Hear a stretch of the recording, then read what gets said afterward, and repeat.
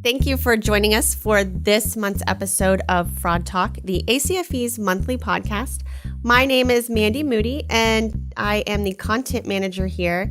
And today I am excited to talk to Malaika Nolde, and she is actually a speaker at our upcoming Fraud Conference Europe in Germany, in Frankfurt, this April. And she's here to talk about a regulation that I think we have all heard about.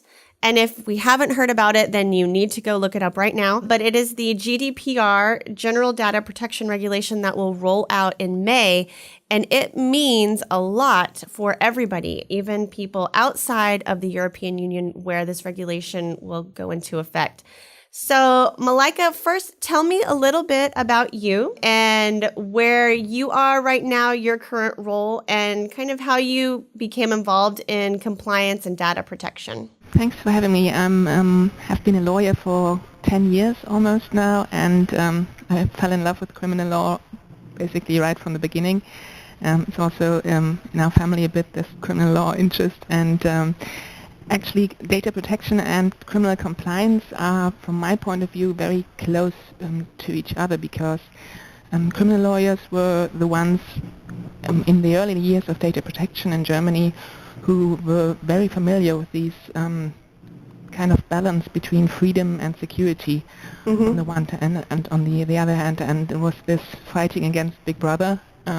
It was in the beginning of data protection, and then Big Brother got many little sisters in the meantime, and maybe when it comes to internal investigations, these little sisters can be even more interesting for the fraud examiners now. So that's why criminal compliance and data protection are so linked to each other, and that's why my interest started very early to combine these two subjects and fields of law.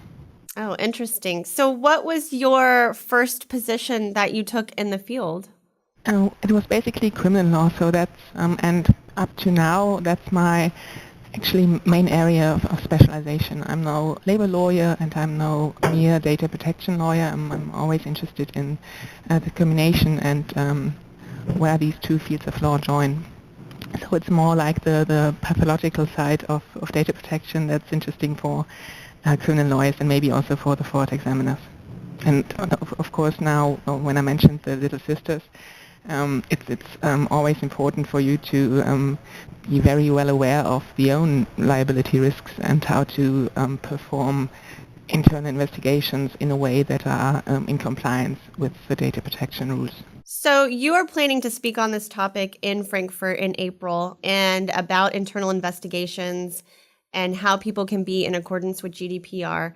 What does GDPR stand for, and how did it originate for those people who may be listening who have only just heard of it or maybe even not heard of it at all? The acronym stands for General Data Protection Regulation. It's a new regulation on a European level, but not only binding for entities in Europe, but it stems from the European Parliament, the Council of the European Union, and the European Commission. It was actually entered into force in 2015, the end of 2015 and 2016, so that was the main period where we all discussed it very intensely, and then they gave us a period of 2 years to implement it in a way that is possible and viable for all the companies that have to face it now. So how did this regulation originate, and how was it adopted?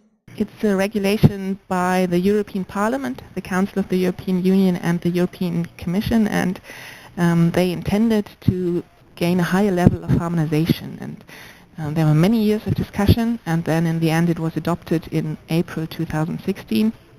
And they gave us 2 years period of grace, so to speak, to have this transition and to have, for many member states, it will be a complete paradigm shift. And so these 2 years turn out to be a very small period of time to prepare for it. But in May 2018, 25th of May to be precise, it will be enforceable and will become enforceable, and that's not only important for the regulation itself and the whole articles, but also for the fine and the risk management that people have to face if they want to avoid these high fines of 2% or 4% of the annual turnover if it really comes out bad.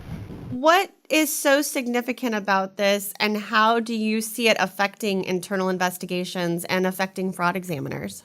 And the most interesting thing maybe, and a topic that is dominating the discussion very severely, is that the fines that are possible according to this general data protection regulation are much more severe than anything we faced so far in the field of data protection. It says that infringements of the following provisions, and the provisions are given on a very broad level, basically only quoting the articles 8, 11, 25 and so on, so it's not describing different offenses, but only referring to the different articles of this regulation. And if you infringe one of the provisions of this general data protection rule, then you might face either 10 million or 20 million or even 2% or 4%, depending on the offense and on the provision you violate, of the total worldwide annual turnover of the company. And then it's very severe discussion whether that means the single entity or the group of companies. So that's the amount you're facing, not only this 10 to 20 million, but of course this percentage giving here 2% or 4% of the total worldwide annual turnover.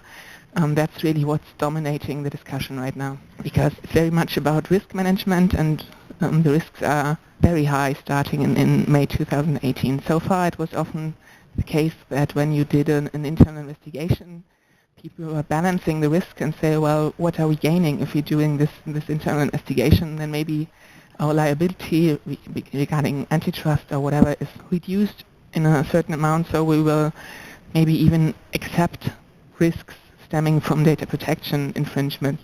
Mm-hmm. And this is what the people at the EU level wanted to prohibit now, and they say that it's necessary to make the risks significantly higher and to reach a point where you don't tolerate these risks stemming from data protection because they are as high as risks from other fields of law. That was the motivation behind it. And have you seen people preparing? Do you think companies, from what you have seen, are adequately prepared for May? Well, people start kind of to wake up now. So it's like when you go to the dentist, you don't want to hear, why didn't you come earlier? Yeah. So basically, that's what most lawyers tend to tell their clients now, because we have this 2 years period, and we are waiting from basically 2016 that clients prepare for this May 2018 event, so to speak. And actually it started some months ago that people are reacting now, and the companies, the bigger companies are reacting now. So if you ask for a percentage, there are even surveys and reviews that say that to a very large amount companies are not prepared yet and are starting to prepare just now. It's not too late, of course, so it's better to do it now than never. And even though this is an EU regulation, this will still have a significant impact on companies, on fraud examiners around the world. What would you say to the US-based company who said, oh, this doesn't affect me? It's very difficult to be on an island where you don't process any kind of personal data of EU citizens. So I guess it's very, very difficult to find a company that's not in any way involved or affected by this regulation. So it would be kind of a risky business to turn a blind eye on it. And I'm not belonging to the party who says, well, look at these fines and we're all going to die and all such a severe situation. But it's a very wise decision to face the risks and to be prepared. It's possible to prepare in a very efficient manner, and it's not kind of reason for panic or to say, well, we won't touch it because it's so difficult to tackle anyway. There are efficient ways to be prepared for it, and it's important for anyone, and that's why I think in a joint manner we all can prepare for it and make sure that the risks, even going on in May, make it even more efficient to have internal investigations in a way that are in accordance with the regulation. The main problem from my point of view is that what the EU regulation planned was to have a very high level of harmonization, so even to motivate maybe people abroad and companies abroad to say, well, that it might be possible to be in accordance with data protection on a European level, and that's why we are having a data protection compliance system in line with it, and it's not necessary any longer to face the audits of so many different member states. That was the intended motivation, and at least for fraud examiners, it's important to know that it's possible to have different regulations for employees and the data of employees on a national level. So that's the remaining issue is to face different member states' regulations. Even starting in May 2018, you don't have only this high risks that I mentioned, but you still have to face different regulations in all the member states, because processing in the context of employment will face specific rules in the different member states. There's at least an option, and Germany will take it, and there are many other member states who will take it as well. I mentioned to you when we were talking about doing this that I interviewed an ex-Secret Service agent in the U.S. here who explained to me, he was talking to me about an identity theft case in Texas, and that the philosophy is very different between the U.S. and the EU about data collection. And it's kind of what you just alluded to, that in the U.S. security adjusts to the business, but in the EU, the business adjusts to the security, and the security is paramount and first. Do you see that difference as well as far as how the different entities look at data and data protection?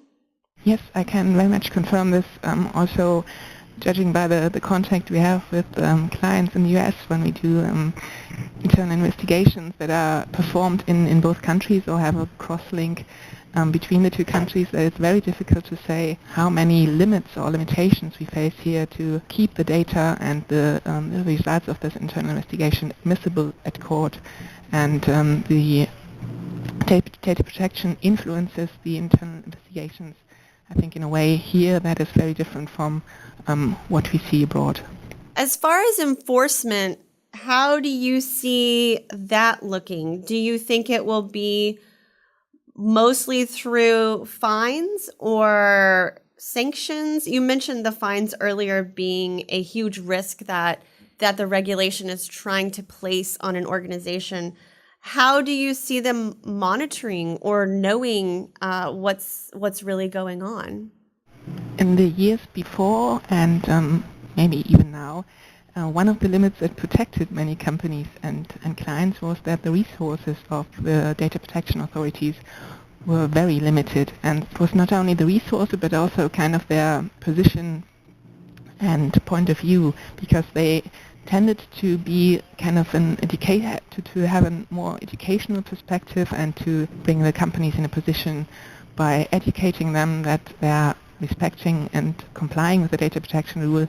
And the last years that turned around because somehow they much of the data protection authorities, or many of them, are now turning their strategy and say, well, we probably need these fines to some extent to make sure that people are interested enough in complying with the data protection acts and the regulation. So I'm not expecting that it will be in an amount of 2% or 4% of the annual turnover right from the beginning. Of course, there will be some. There will be many years where we can take the time and adjust to the new regulation, but it's also already maybe a point in the last years that it's not this educational perspective that the authorities use, but it's the fines are more relevant just to make sure that it's interesting enough for the companies. And this is what I mentioned in the beginning, that you make a balance between what you risk and what you gain from make a very intensive internal investigation. That should be in the past, because if you balance risks now, then the risks stemming from general data protection are maybe even higher than what you gain from the internal investigation. Do you think the fines will be enough for companies, a big enough incentive, or do you think they will see it as a cost of doing business that they may encounter these fines? I think from a point of view of a criminal lawyer, of course, I think they are high enough to motivate people to be in accordance with the regulation. What's even more important maybe is the negative media coverage you gain if you your risk if you are not in accordance with the general data protection True. regulations. So the media coverage and the bad media is even more important oftentimes for clients and for the companies now than lines that are very abstract right now, and the media is something they feel even closer than these abstract regulations. So that's our experience. Yeah, the reputational damage that occurs in the media.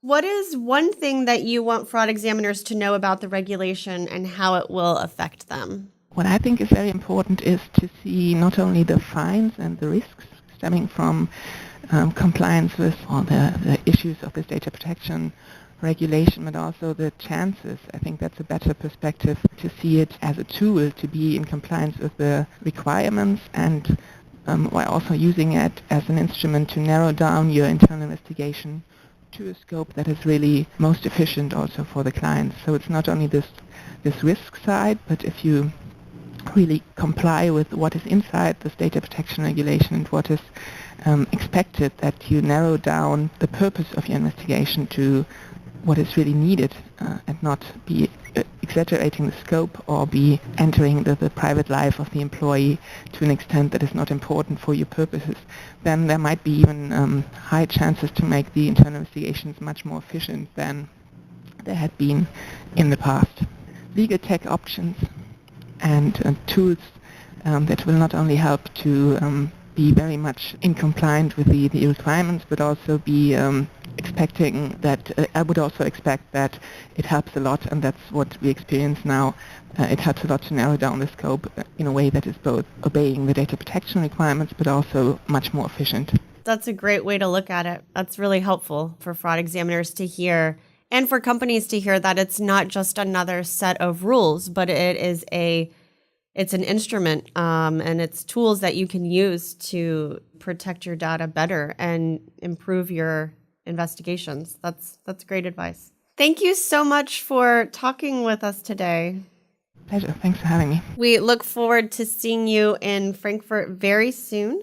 And for those of you listening, you can find out more about Malaika on our website at fraudconference.com/Europe. Thank you to Malaika, and thank you all for listening to this month's podcast. You can find even more podcasts. I know you want more at acfe.com/podcast on iTunes, on Google Play, or on the place where you find your podcasts. Thank you very much again, and we will talk to you next month. This is Mandy Moody signing off.